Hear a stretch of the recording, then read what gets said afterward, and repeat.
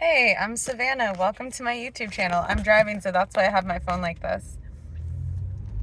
I wanted to talk about this thing that happens when we have something to say, but maybe we're not ready to say it, or I do a fair amount of inner child work, and so I'm going to be referring to the inner child when I speak about like these kind of like wounded qualities and overly sensitive qualities, like thinking that the world revolves around us and every single thing is a reflection of like our value and our worth.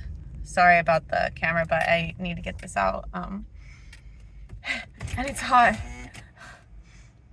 So sometimes we have something to say, we don't want to say it. So instead of it coming out at a normal volume, maybe when we first start to say it, we're very, very quiet and we whisper and nobody can hear us because we're not ready to like give that energy away. There's something that is asking us to keep it in. And that might be like energetically what we need, or that might be like some fear or worry, right? It just depends on the situation. And then people might say, I can't hear you. Can you speak up? I don't know what you're saying. Or you might notice, I'm speaking so quietly.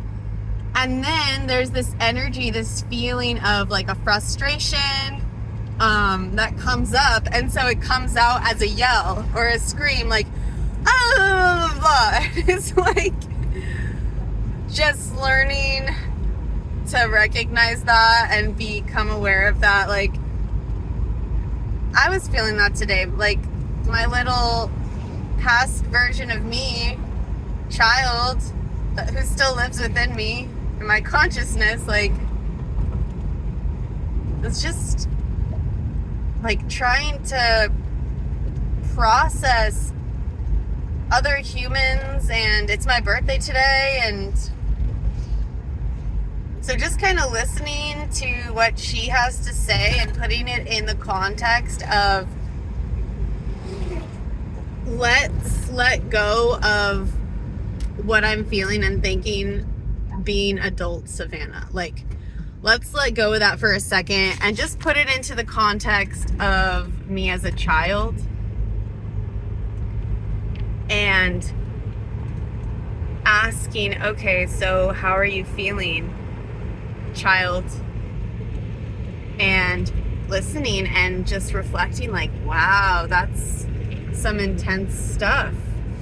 And then me just like crying because that's how she was feeling, and those are still emotions that I'm processing. And then like asking the questions, like finding the balance between the people pleasing and listening to my own feelings. But then there's work to be done through my own feelings to get to a more elevated place. But we don't want to come at it from a place of people pleasing, but we also want to be open to love and feeling safe to receive other people's love instead of pushing it away for one reason or another. So, yeah, just a lot. I just wanted to talk about that. And again, like, that when you try to speak it and it comes out so softly like this, like, oh, I feel scared, I feel like I don't really want to say anything.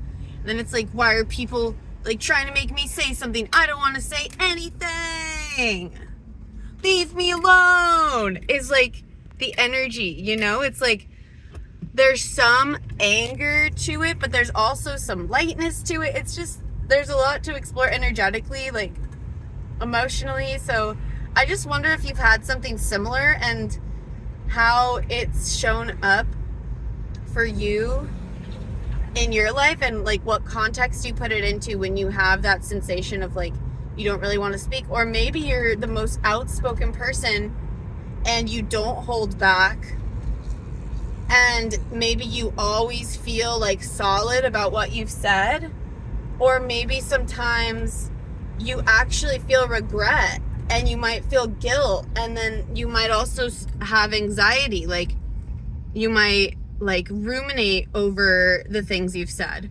Or maybe you're not an outspoken person, you're a very soft-spoken person, but then you find yourself regretting the things that you haven't said.